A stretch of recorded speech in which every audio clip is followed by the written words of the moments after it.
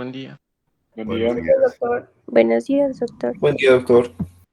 Buen día. Buenos días.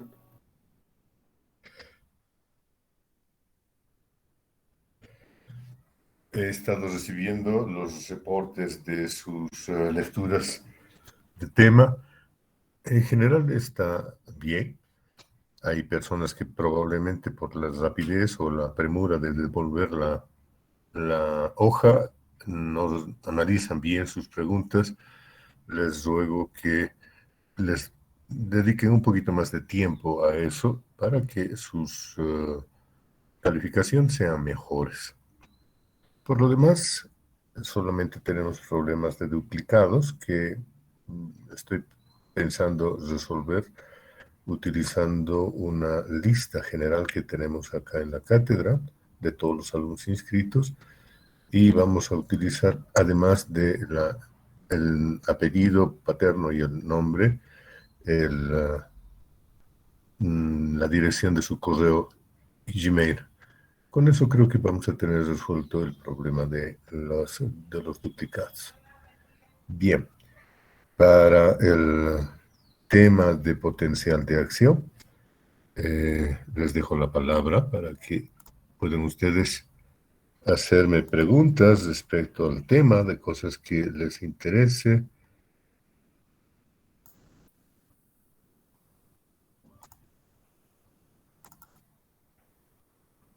Ahí estamos. Listo, estoy listo.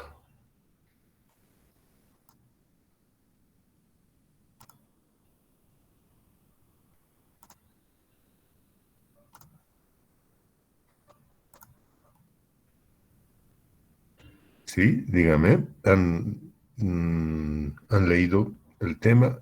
¿Todo les ha parecido bien?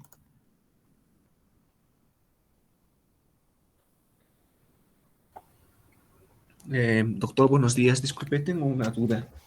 Se menciona que cuando ocurre el periodo refractario no es posible desencadenar un estímulo de potencial de acción. ¿Correcto?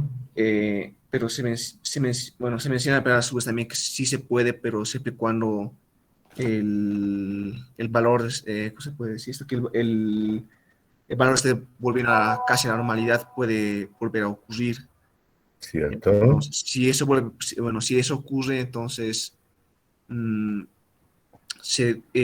como va a ocurrir un potencial de acción, entonces la célula se despolaría, sufría un potencial de acción mucho mayor que la anterior, o sería aún más corto, más pequeño, si volviera a ocurrir.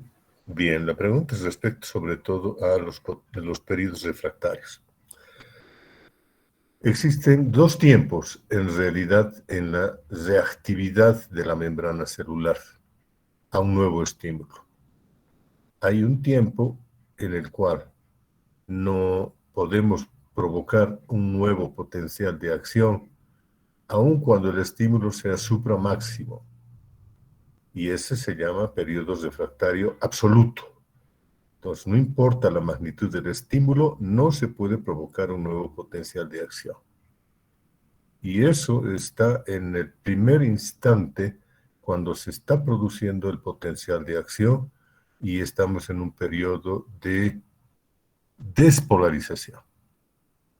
Entonces, ese periodo abarca el periodo de la refractariedad absoluta.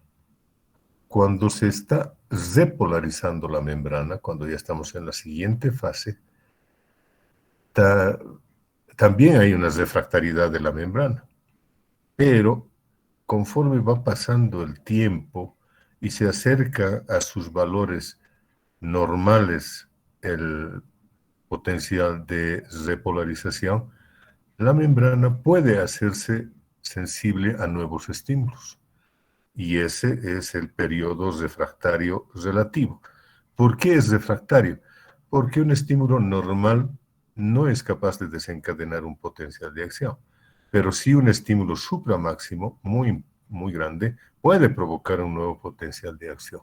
Por eso es relativo. Ahora bien, fíjense que la magnitud del estímulo es la que está en cuenta aquí. ¿qué pasa con el valor del potencial de membrana, del potencial de acción? El valor del potencial de acción va a ser el mismo valor que tiene cualquier otro valor de potencial de acción, puesto que todos son iguales.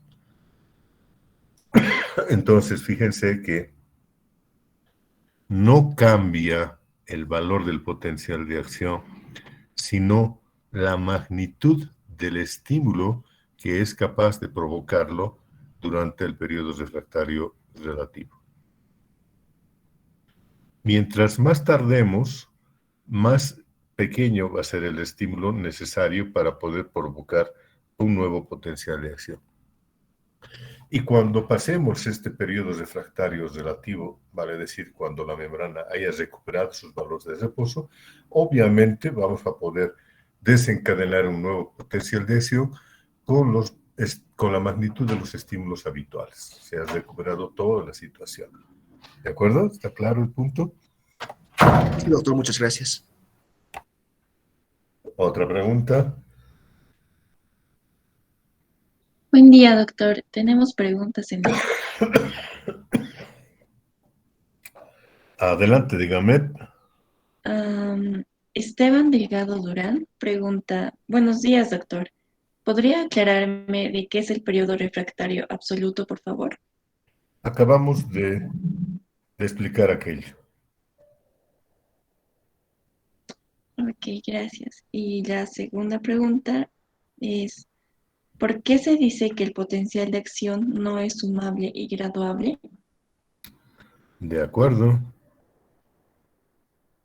El potencial de acción no es graduable, no es sumable, porque se han abierto todos los canales voltaje dependientes que se pueden abrir por el cambio eléctrico, y obviamente se está produciendo el ingreso de los iones sodio por gradiente de concentración.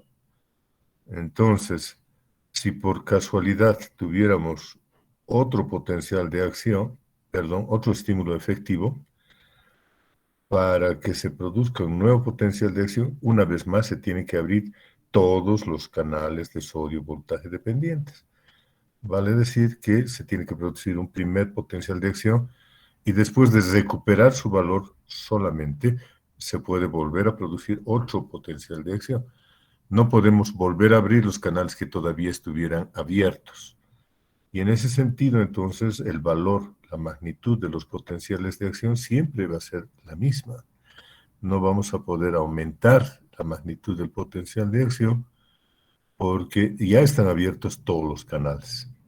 Entonces, en ese sentido, no es sumable, no podemos aumentar su valor. Y no es graduable porque estos canales voltaje dependientes funcionan al todo o nada. O se abren o no se abren. Si el estímulo es mayor que el valor umbral, se abren todos.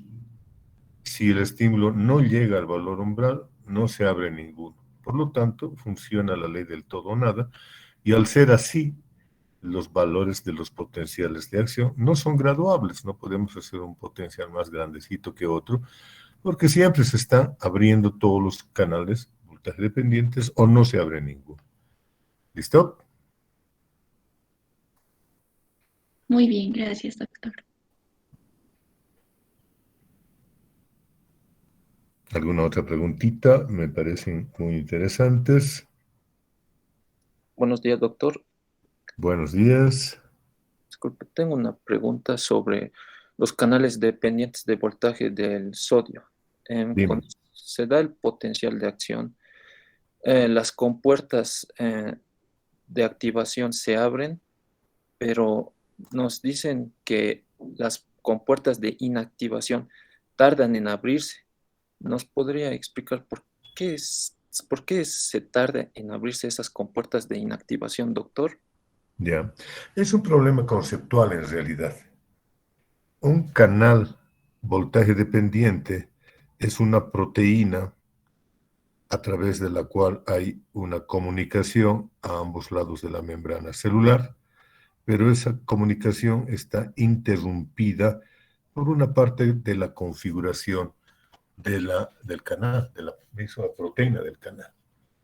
En tal sentido, esa parte que inactiva el canal impide que los iones puedan atravesar libremente a ambos lados de la membrana. Cuando aplicamos un estímulo suficiente, cambiamos el voltaje lo necesario para que esa configuración del canal cambie y por lo tanto la proteína rearregle su estructura espacial abriendo el canal. Entonces, como si una puerta se hubiera abierto y el canal queda libre para el paso de los iones. Pero esa puerta que se ha abierto tarda una pequeña cantidad de tiempo en volver a su valor. Entonces, están programados para que pasado un cierto tiempo, esa configuración que se había modificado vuelva a su valor inicial. Y en ese sentido, podemos suponer que la puerta se ha cerrado. Ese tiempo depende de la configuración de las moléculas de la proteína. No lo podemos modificar de ninguna manera. Es una configuración química y entonces nos da el tiempo de apertura programado genéticamente para que ese canal esté abierto. Entonces, esa pequeña demora es la que permite que el canal se haga permeable a los iones y permite el cambio o movimiento de iones a través de la membrana. ¿Listo? Está bien, doctor, muchas gracias. ¿Alguna otra preguntita?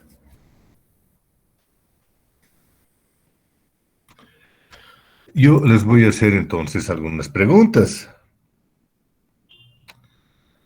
¿Qué pasa durante el periodo de despolarización con los canales de potasio, los canales de fuga de potasio? ¿Cómo están los canales de fuga de potasio durante el periodo de despolarización? Las opciones son abiertos o cerrados y no hay más, así que escucho qué es lo que ustedes me tengan que decir. Doctor, ¿puedo responder? Adelante, Marcelo, ha sido el primero. Lo que tengo entendido, cuando se da la despolarización, los canales de fuga de potasio, por lo general, cuando el sodio, los canales dependientes del voltaje de sodio, son los que se abren, los de potasio, los canales de fuga de potasio tardan, o sea que el potasio no sale con la rapidez que salía antes, porque tengo entendido de que el potasio, cuando se da la fase de repolarización, es importante para los canales dependientes del voltaje de potasio para que se Ok, vuelva. Marcelo, ya has dado tu respuesta. Villanueva, ¿tú querías decir algo? Doctor, ¿cómo está? Buen día. Sí, sí, doctor. Ya. Sí, es el mismo caso en el cual que cuando llegaría a un tope, lo diríamos a un tope límite podríamos decir, de electropositividad, en este caso de la despolarización, llegaría a anularse, a inhibirse los ¿Cómo canales. están los canales de fuga del potasio? ¿Abiertos o cerrados durante la cerrados, despolarización? Están cerrados, doctor. Ok. ¿Alguien más quiere contribuir, quiere participar? Esto es abierto.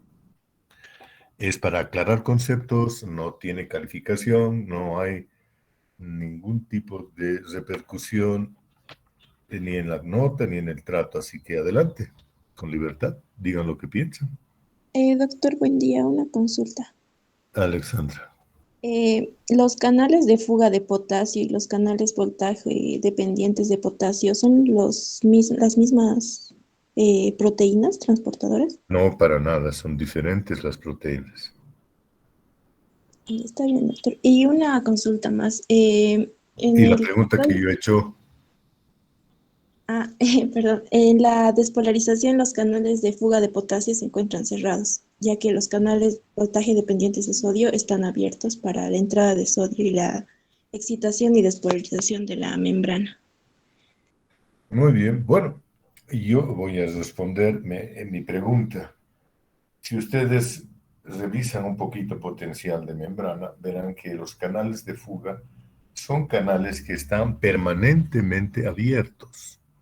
No tienen la opción de cerrarse y no tienen la opción de cambiar su permeabilidad. Entonces, durante la fase de despolarización, esos canales de fuga de potasio están pues abiertos y son los que le están permitiendo una cierta permeabilidad que vamos a llamar basal a la membrana hacia el ion potasio. Entonces no hay cambio en el valor del potencial de membrana del potasio, del valor del potencial de equilibrio del potasio durante la fase de despolarización, porque los canales de fuga de potasio están abiertos, permitiendo el paso del ion potasio como siempre. Pero durante el periodo de la repolarización, además de los canales de fuga del potasio, se abren unos nuevos canales que se llaman canales voltaje dependientes para el potasio. Y al abrirse estos canales, cambian el valor de la permeabilidad de la membrana al potasio, haciendo que se incremente varias veces su valor basal. Por eso es que se produce una gran fuga de iones potasio hacia el exterior, puesto que los dos gradientes, el gradiente eléctrico y el gradiente de concentración, apuntan a la salida de los iones. ¿De acuerdo? Y mientras tanto, ¿qué ha pasado ya con los iones sodio? Han dejado de migrar porque los canales voltaje dependientes del sodio se están cerrando o ya se han cerrado. Por eso es que hay un cambio brusco del valor del potencial de equilibrio para el potasio, que estaba en 1 y después aumenta a varias veces más ese valor. ¿Listo? Gracias, doctor. Muy bien. ¿Alguna otra preguntita que tengan ustedes? Doctor, buen día. Una consulta. ¿Nos podría explicar cómo actúa la bomba sodio-potasio TPasa en el potencial de reposo, por favor? Durante el potencial de reposo, como se están produciendo de todas formas movimientos de iones a través de la membrana, sobre todo del potasio, la bomba sodio-potasio está trabajando permanentemente, gastando un poco de energía para restituir las concentraciones de los iones potasio a ambos lados de la membrana a sus valores normales. Por la acción de esta bomba es que el valor del potencial de membrana se mantiene constante indefinidamente. Porque si ustedes se ponen a pensar, habiendo un gradiente de concentración de potasio y habiendo canales por los cuales se puede salir el potasio, entonces el potasio gradualmente se va a poder ir deslizando, digamos, a través de la membrana celular y ir cambiando su concentración en el interior y en el exterior, lo cual a la larga supondría un cambio en el valor del potencial de membrana. No olvidemos que además del potasio hay otros iones a través de la membrana y estos iones también tienen gradientes de concentración y también tienen sus canales por los cuales se pueden mover. Entonces, se necesita alguien que ponga el orden en las concentraciones y ese alguien es la bomba sodio-potasio TPasa. Pero el costo es un pequeño valor energético. Entonces, fíjense ustedes que cada célula viva, para mantener su potencial de membrana constante a lo largo del tiempo, tiene que invertir un poquito de energía. Es parte del gasto energético de estar viva de la célula. Si fallara el aporte de energía a la bomba sodio-potasio, pues esta deja de trabajar y en ese momento dejan de restituirse los iones a sus concentraciones basales.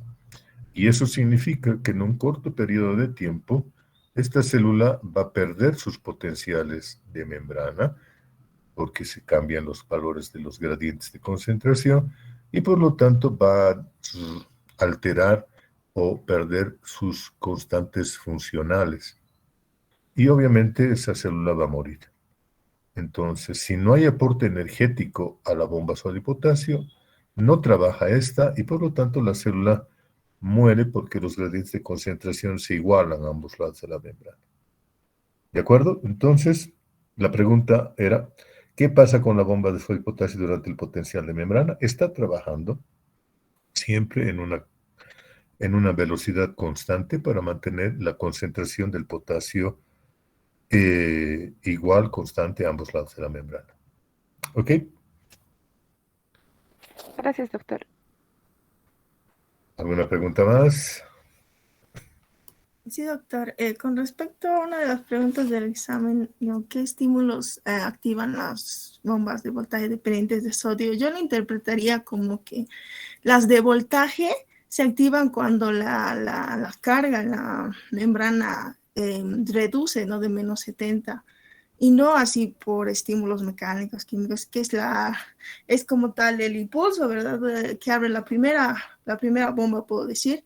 Y cuando ya empiezan a alterarse las cargas, recién las demás dependientes de voltaje se abren. ¿Por qué en el examen dice que esto es lo contrario? Digamos? No comprendo. En sentido estricto, tú tendrías razón. Si solamente se abrieran con un estímulo eléctrico, obviamente los estímulos eléctricos serían los únicos capaces de abrir los canales.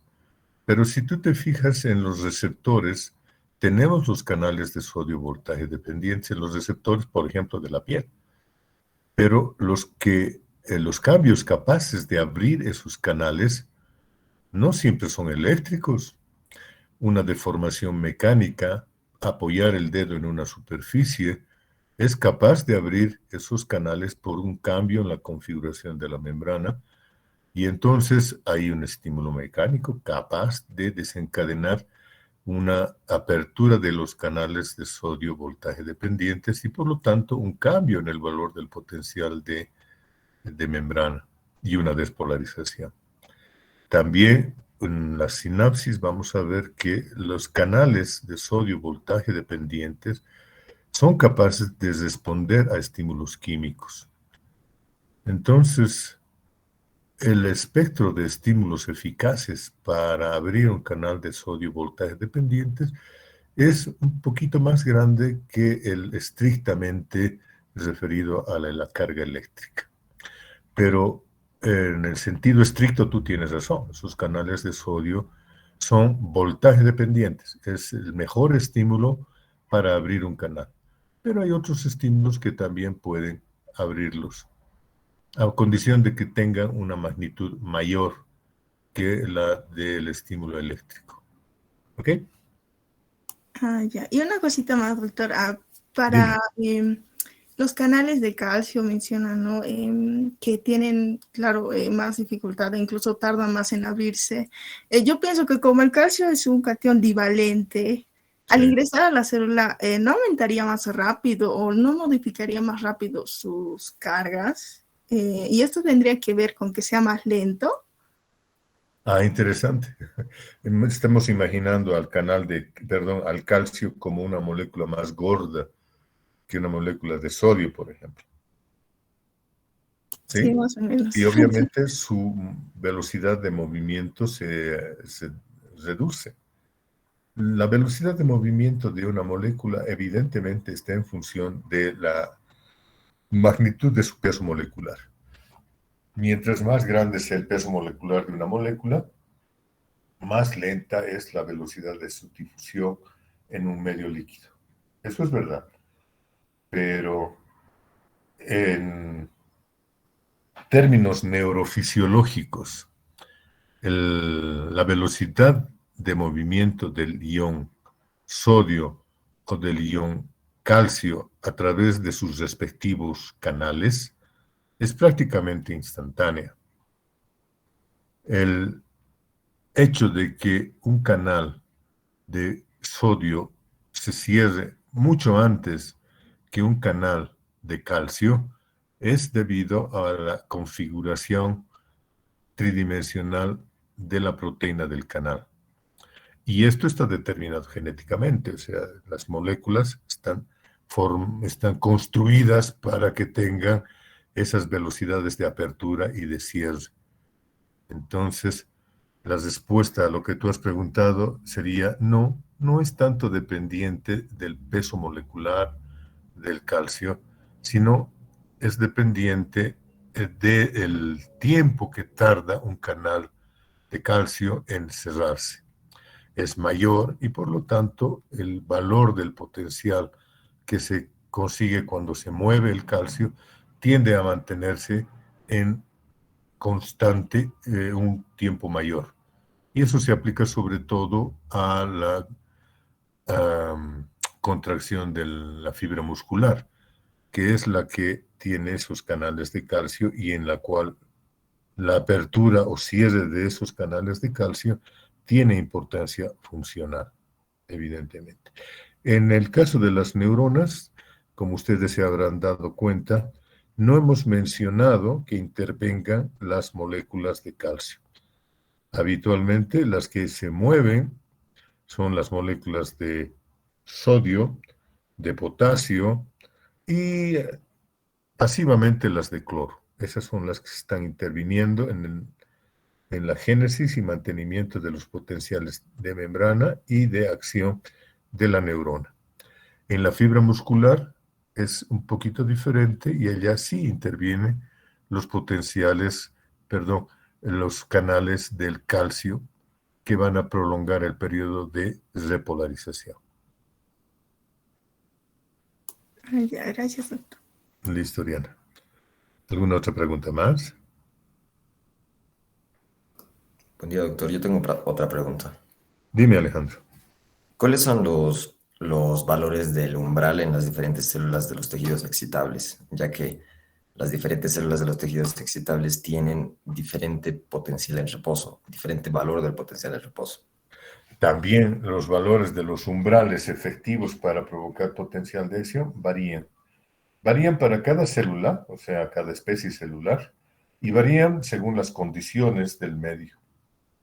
Los valores típicos de umbral son de 25 milivoltios menos que el valor del potencial de membrana o de reposo. O sea, si tenemos un valor de potencial de reposo de menos 70, cuando se reduce en unos 10 a 15 milivoltios, o sea, estamos hablando de 60 o de 55, esa magnitud hace que ya se abran los canales de sodio voltaje dependientes. 15, entonces, menos 15 milivoltios, el valor del potencial de reposo. En otras neuronas o en otras células, cuando los valores del potencial de membrana son un poco mayores, también los valores del el estímulo umbral, de la magnitud del estímulo umbral, son un poquito mayores. Pero en general, casi siempre estamos hablando de menos 15 o de 10 a menos 15 con un extremo de menos 20 milivoltios. ¿Listo, Alejandro? Sí, está bien, gracias. Ok. Bien, espero que todos hayan leído sus temas y esto que estamos conversando les resulte útil para que complementen las dudas o los huecos. No se olviden que en el momento de revisar este material que les estoy enviando, estamos acompañando de una referencia bibliográfica. Estamos procurando hacer que la referencia bibliográfica sea siempre el Gaito y algún otro libro o libros para temas específicos cuando así sea necesario. Es entonces conveniente que ustedes, al revisar este material que les estoy dando, hagan como veo hacen algunos de sus compañeros, de abrir su Gaito y hacer una lectura en paralelo de lo que yo estoy afirmando en las diapositivas. Primero, por control de calidad, digamos, para ver qué es lo que yo digo y qué es lo que dice el Gaito, porque a veces hay diferencias en, sobre todo, los valores que podríamos estar mencionando, y o también hay, en algunos casos, diferencias conceptuales, que es importante que ustedes tengan presentes, porque esos son motivos de discusión. Y por otro lado, porque al hacer esa doble vista de lo que yo les estoy mandando y lo que está indicando el Gaito, ustedes van a poder complementar algunos conceptos que de repente quedan flotando en el material que yo les envío y que con el Gaiton se explican o se amplían más. Entonces, la recomendación es que ustedes siempre, cuando van a revisar el tema que yo les estoy enviando, lo hagan con el material más su lectura del Gaito, mínimamente. Si tienen el tiempo, la predisposición o el interés de revisar algún otro material, a todos ustedes, entiendo, se les ha enviado una serie de libros que pueden ustedes revisar dentro del Internet o bajárselo por capítulos, por hojas, por lo que ustedes quieran, en físico, para que lo puedan revisar con toda calma, si es que así los requirieran o les interesa hacerlo. Pero el material básico en el que yo estoy insistiendo y en el que creo todos los docentes vamos a insistir es el del Gaito. Y todos ustedes tienen Gaito, la 13ª edición. Esa es una de las ventajas de la educación por computadora. Podemos mandar el material muy fácilmente. Así que les insto a revisarlo. Bien, ¿alguna otra pregunta más entonces? Sí, doctora, una pregunta más. Adelante.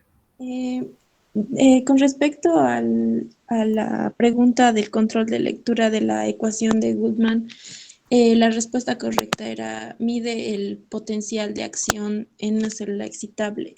Yo tenía entendido, doctor, que era de potencial de equilibrio, pero ¿también podría medir el potencial de acción? ¿O eso, doctor, era mi duda? Eso es bien interesante porque ahí tenemos dos ecuaciones. Una es la de Nernst y otra es la de Goldman.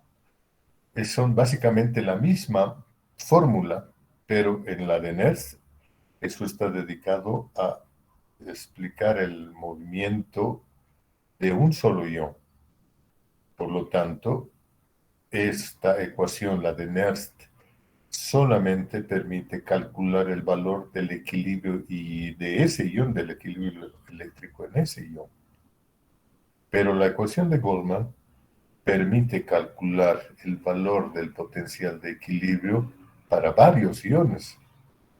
Es decir, podemos involucrar el equilibrio que se va a dar cuando sean 2, 3 o eventualmente más iones que estén participando en movimientos a través de la membrana celular.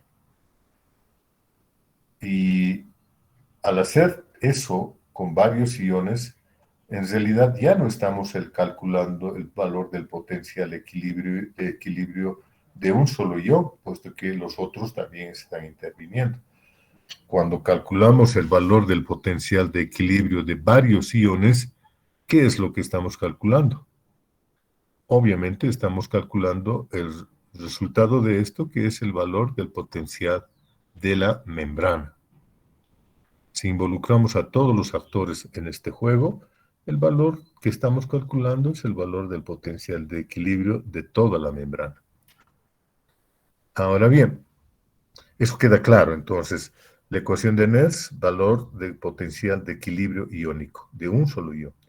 Ecuación de Goldman, valor del potencial de equilibrio de varios iones, eso es potencial de membrana. ¿Ok? Incluso si es que cambia el valor del potencial de equilibrio para cualquiera de los actores, si uno de ellos aumenta su permeabilidad a través de la membrana, entonces podemos con la ecuación de Goldman calcular el valor del potencial de membrana en otras condiciones. Por ejemplo, cuando aplicamos un estímulo y provocamos un potencial de acción. Entonces, así, la ecuación de Goldman nos permite calcular el valor del potencial de membrana en diferentes momentos, durante el reposo, durante la despolarización, durante la repolarización, durante la hiperpolarización. Podemos calcular el valor del potencial de membrana en cualquier momento. ¿Cuál es la condición para que hagamos esto? Que sepamos dos cosas. Por un lado, las concentraciones de los iones que son los actores de esto, y obviamente la permeabilidad de la membrana para cada uno de estos iones. Si la permeabilidad de la membrana cambia para cualquiera de los actores, entonces el valor del potencial de equilibrio, del valor del potencial de membrana, va a cambiar. ¿Ok? Fíjense entonces que la ecuación de Goldman es mucho más amplia en su aplicación que la ecuación de Nernst. La otra pregunta que podríamos hacer es entonces, ¿para qué sirve la ecuación de Nernst? Sirve como proceso didáctico para entender de lo que estamos hablando, y sirve también para explicar el comportamiento de células en los cuales el valor del potencial de membrana se mantiene constante debido a que solamente hay una especie de canales de fuga. Por supuesto, cuando hay una sola especie de canales, sean por ejemplo el potasio, sea el calcio, sea el magnesio, el que esté generando el potencial de equilibrio, eso lo podemos calcular con la ecuación de Nernst. Pero no podemos calcular el valor del potencial de equilibrio para tejidos excitables. Para ellos solamente podemos aplicar la ecuación de Goldman. ¿Ok? Alejandra. Está bien, gracias. Entonces la permeabilidad también variaría de acuerdo al periodo en que estemos, ¿no? En la repolarización, potencial en reposo, despolarización. Exactamente. La permeabilidad de la membrana cambia de acuerdo a la cantidad de los canales que se puedan estar abriendo, ya sean los canales voltaje dependientes o los canales de ligando, como Ya. veremos después. Gracias. Listo. Bueno, muchachos, yo creo que el tema lo han interpretado bien. Me ha gustado el tipo de preguntas que han hecho. Supone que algunas personas han estado revisando el tema y me parece prudente. Espero que eso se refleje en la calidad de las respuestas que me estén enviando en estos controles de lectura y obviamente a la larga en la calificación que ustedes tengan cuando hagan sus prácticas y sobre todo sus exámenes parciales y de prácticas. Muy bien, nos estamos viendo mañana. Es posible que a lo largo del día les envíe alguna comunicación. Estoy fabricando un listado general de todos los alumnos de la cátedra, al que voy a ver si es que puedo enviárselos para que ustedes lo puedan revisar. Muy bien, hasta mañana entonces. Saludos. Hasta mañana, doctor. Hasta luego, doctor. Hasta luego, doctor. Gracias. Hasta luego, doctor. Gracias. Listo, chao, chao.